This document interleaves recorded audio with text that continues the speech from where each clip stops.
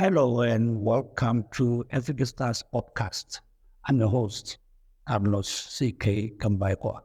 I'm joined here by Mr. Ronny Kanalelo, better known as the Magnet, a man who needs no introduction in the annals of Manipur football. He's the incumbent coach of Africa Stars, the recently crowned Manipur champions. Ronny, welcome to the program. And once again, congratulations for steering the team to victory. Thank you for having me here. Yes. Ronny, you came into Africa Stars at the last annual. Yeah. Was there any mandate when you were appointed as a new coach of Africa Stars? Was there any mandate that you had to achieve? Yeah. I mean, when I came in, the team was, I think, second or third. But the point margins were 1 or 2 or something like that. I think it's Tura Magic, Nampol, African Stars. But the mandate was very clear. Coach, we're making changes, and we're looking at you. And the mandate, we want to win the league, want to play good football. And then I said, you have the quality. Winning the league shouldn't be a problem. So you were comfortable with the challenge? Yeah, I was very much comfortable. If I wasn't, then I don't think I would have taken up the job. No. So what were the challenges you faced at the beginning? I mean, look, you played professional football in South Africa for Sundowns, one of the best clubs in Africa. Yeah. You were coached by some of the top coaches in the world. And you came from a different setup, and then you went UNAM, then Africa Stars. So what were the challenges that you faced as a new coach coming into a new environment? Look, when you come at such a short period toward the end of the league, the challenges are normally the playing personnel. Because we inherit players from the previous coaches. The game model, do you change? Do you not change? So basically, it's just from the playing side of it, not from the club itself. But the challenge was basically the direction that I need to take with the players at my disposal. Were the players able to buy into your football philosophy? I mean, coming in, honestly, you have a different philosophy from the previous coach, the way you want them to play. And most of the players I've worked with, at the Africa national team. I worked with Vitapi. National team, I worked with Charles, Stiga and Desiro. I worked with Edmund at UNAM. So most of the players I was familiar with, and they also know what type of coach I am, what type of football I like to play, etc. So it's just not entirely a new environment in terms of the playing personnel. Okay, the league title was up for grabs until probably the second last match. I think you wrap it up with a 1 match to go. It was actually impossible for other team to score 15 goals and Palu to lose against a relegation threatened team. But still, I think it was a tough task, considering that all eyes were on you as a person and your personality. You comes with a big name, and you were up against a lot of challenges. And obviously also this thing of teams having to go and play 2 matches within the space of 24 hours. How did these things affect your preparations, your planning for my? That's one thing that needs to be discussed. The 2 games over a weekend, a day.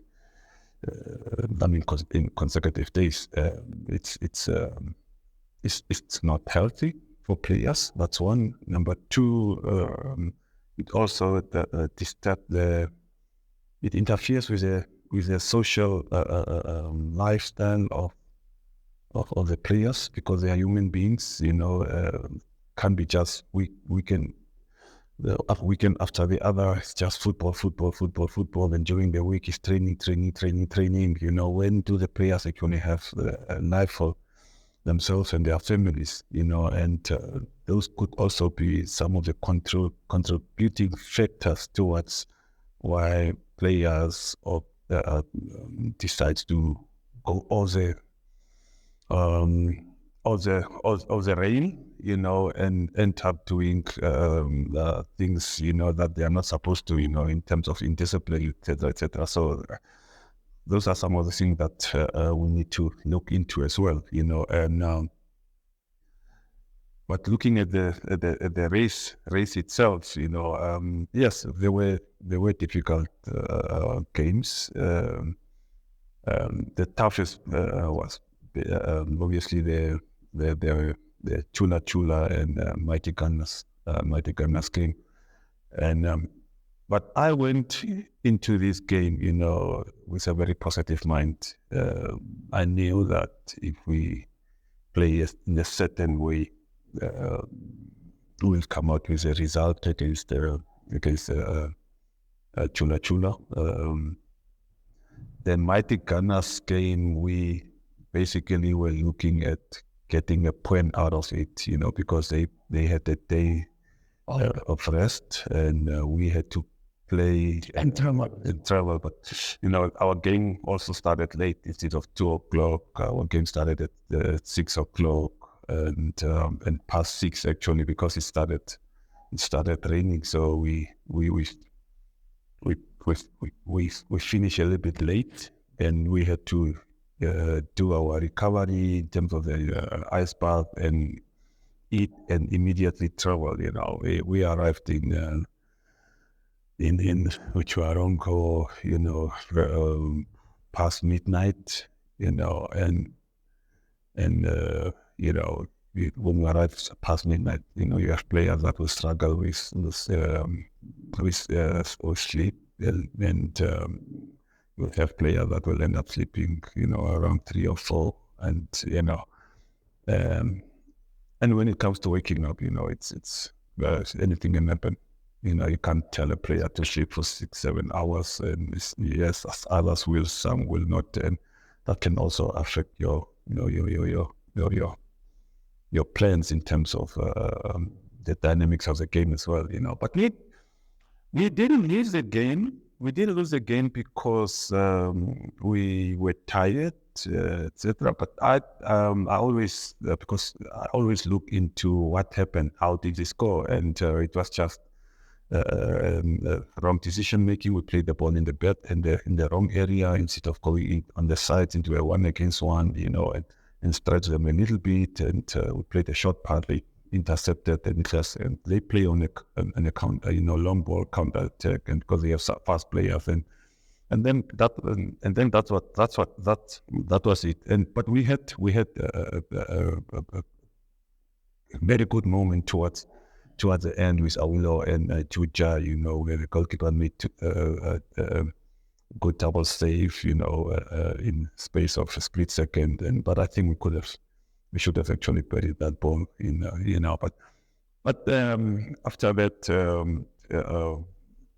it was just all systems go. It was also easier for the players to understand what I want. Yes, we had a few difficulties in terms of, especially our midfield, which is not well balanced, and we had to find ways to bring in players from their initial positions and see, based on the quality they have, how they can fit into the midfield throws, so that we can play through their faces and and try and see whether with their individual qualities they can give us that dynamic in the midfield. Yeah. Now, a lot of people talk about big squads. It's only have a big squad. Why do we complain about playing Saturdays and Sunday? We're going to rotate players. Now, me personally, I'm not a great believer of rotation. Even if I watch international football, you have to have 11 players, so best 11 players, unless you're playing probably in a cup game where you can make a little bit of changes here. Do you believe in rotating players? No, I don't believe in. How does it affect anyone? Look, if you have the quality, and the margins, the quality between two players are very small. It's the characteristics are more or less the same. Yes, you can. I mean, if you take a Charles out, you must have another guy who is very close to what Charles is giving you with Tapi, etc. And in the goalkeeping department, yes, we quite sorted with Desiro and Lukaku, so the margins are very, very small. There are certain elements, that I can see. Most people cannot see it, but I don't talk about it, but I can see so, but talking about the two goalkeepers, they both good goalkeepers, different qualities, and but as I said, there's small elements, but we can survive with those elements. It's not major issues.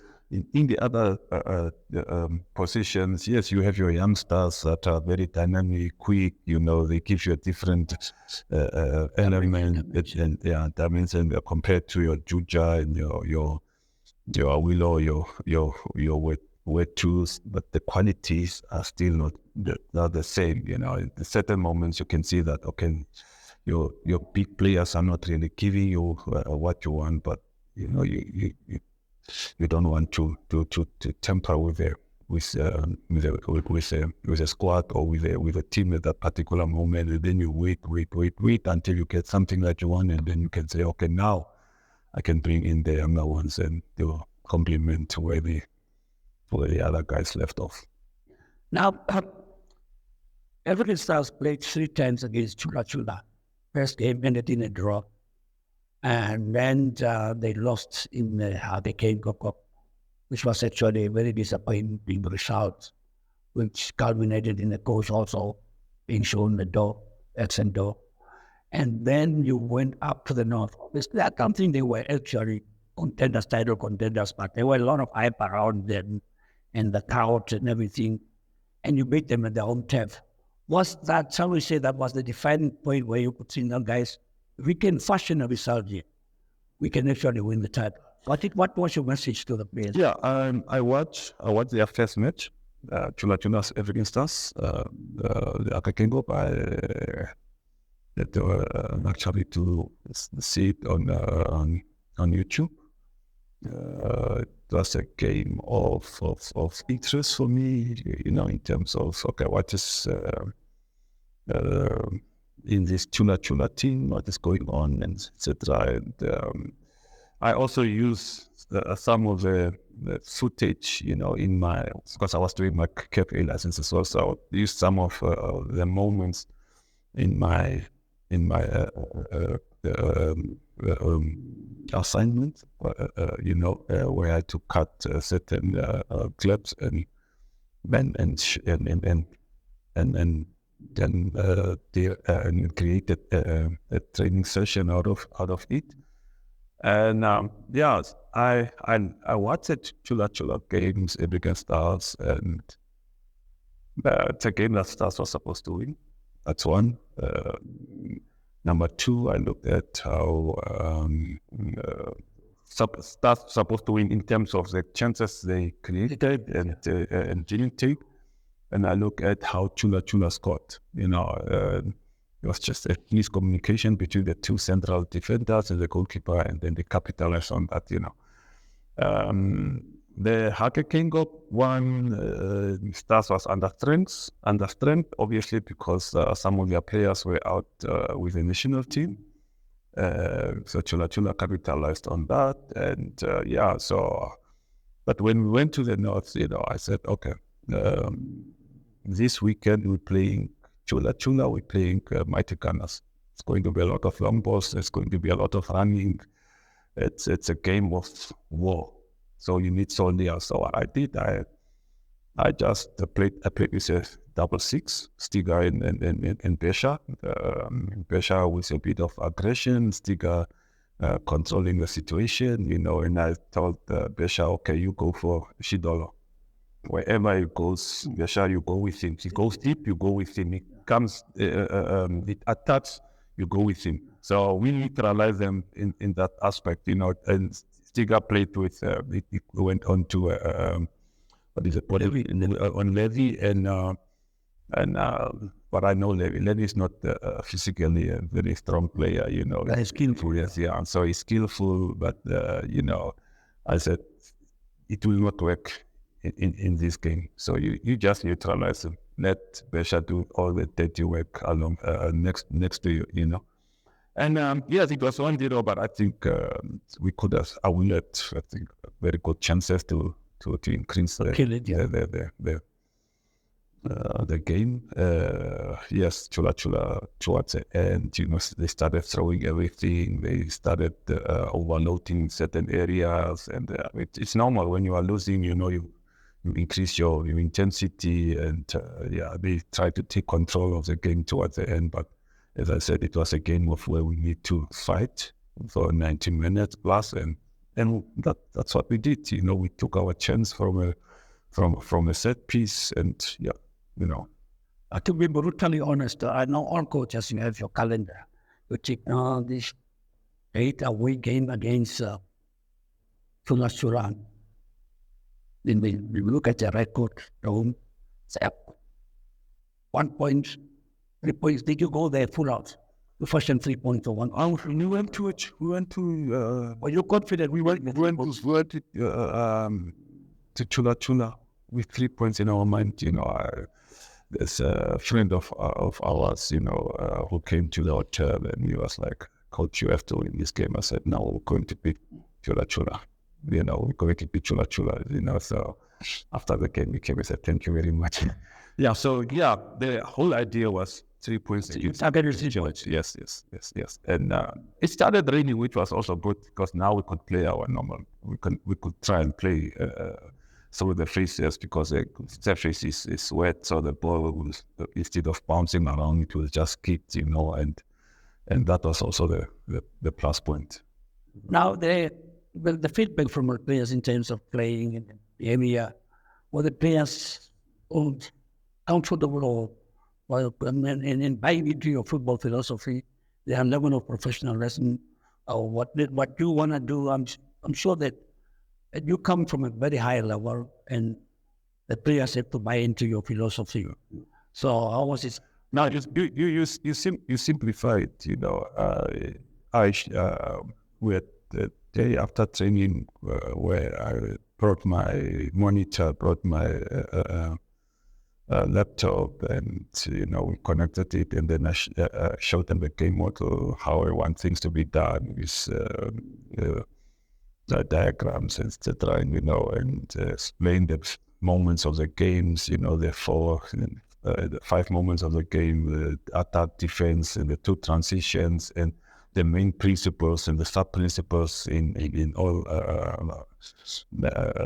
aspects of those moments, and what I expect, and when you give that to the player, then it's easier, because when you talk to the player, you only address what you have shown them and what you are doing at training. I'm not the guy that comes to a team talk and then I start asking for things that I didn't do during the week. I only ask for what we have been doing. If you lose the ball and you don't try to win it back, which is a counter press, not to allow the opponent to play the forward pass. So when you don't do it, that's I just go back to the game model, and to go back to the exercises that we are doing during the week at training, and that's all, and that's all you can do as a coach. You cannot ask for what you haven't teach, because no, in the past, you have coaches that ask for players what they didn't coach during the week, because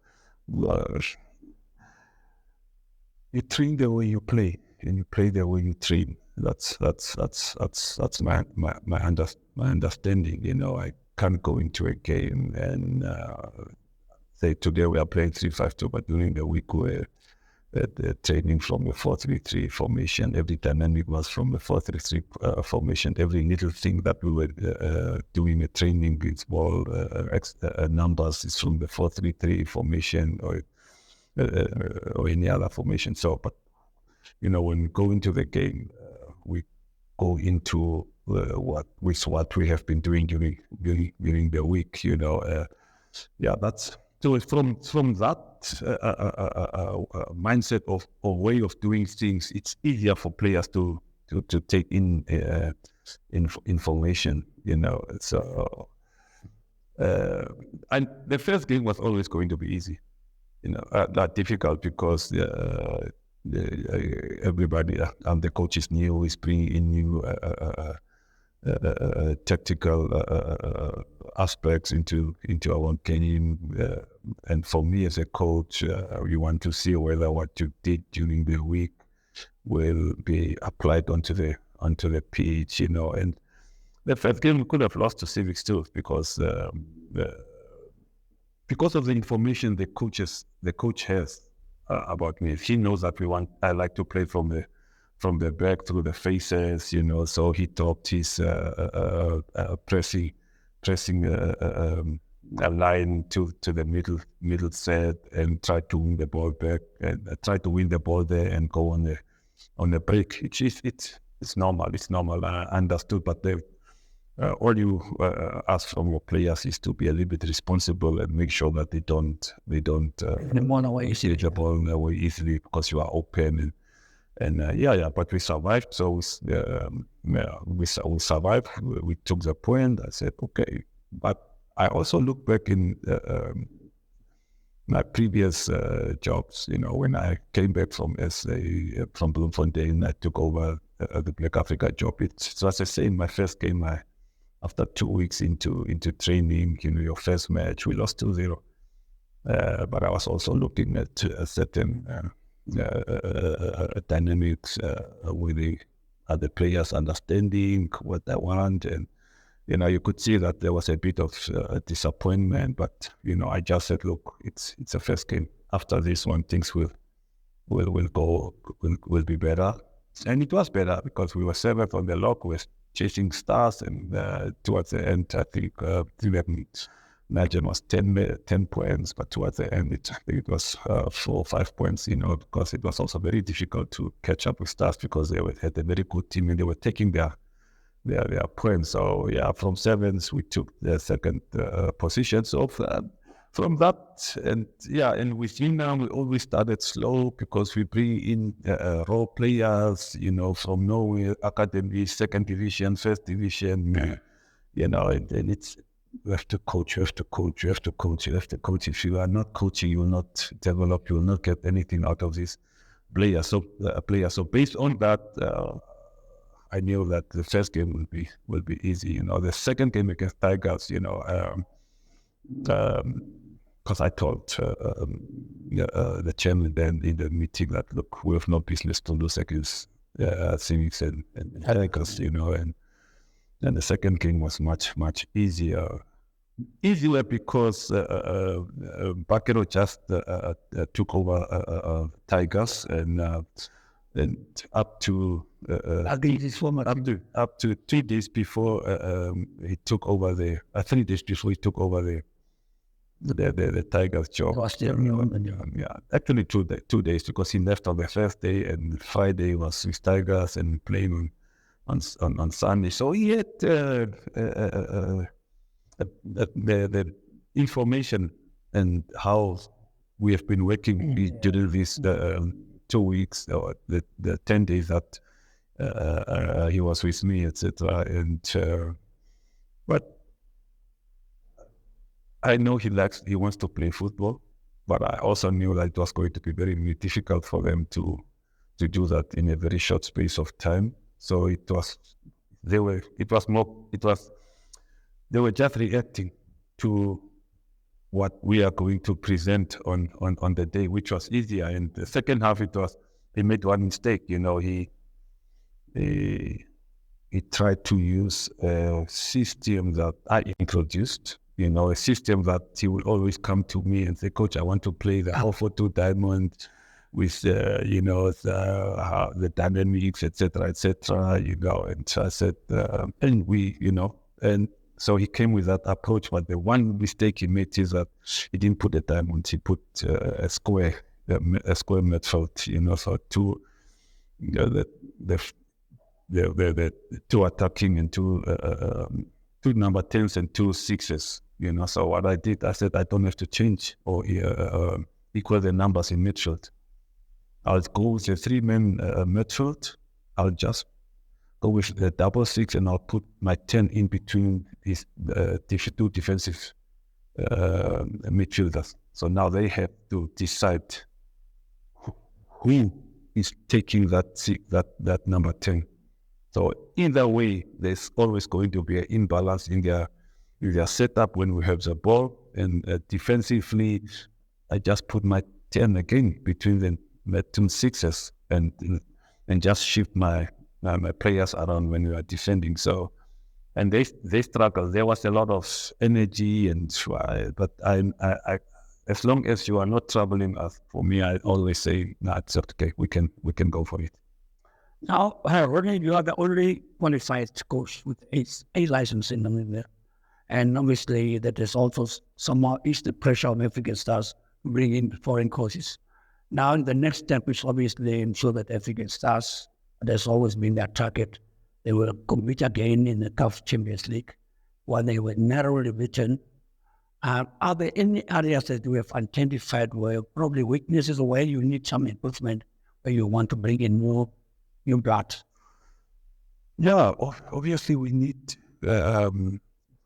we need aggressive midfielders in attack and defense. When I talk about aggressive, I'm talking about defenders, midfielders with a high energy, and also with a physical strength that can withstand the physical side of the opponents. At the moment we have Mbakonja, we have Dion. Now we're trying out Kwesi in there.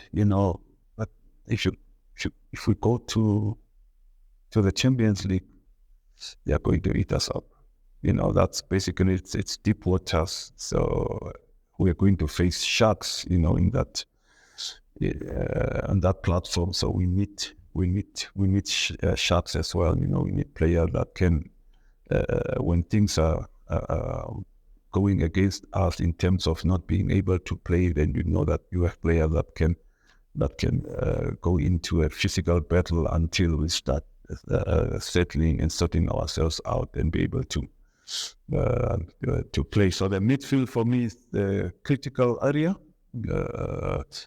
The number 9 position, which is a striker, it's a critical area. Okay, now we play with Awilo there, but it's not a natural. It's not a natural number 9. So we need to play the ball into that area and know that there's someone that will hold the ball for 2-3 seconds and bring the other players into play. You have a number 9 that is willing to aggressively, make runs behind the defense line when they try to pin us down in our own half or from the high press, because we try to play from the back. So when the line is high and you can play through the faces, then we need players that are willing to make those runs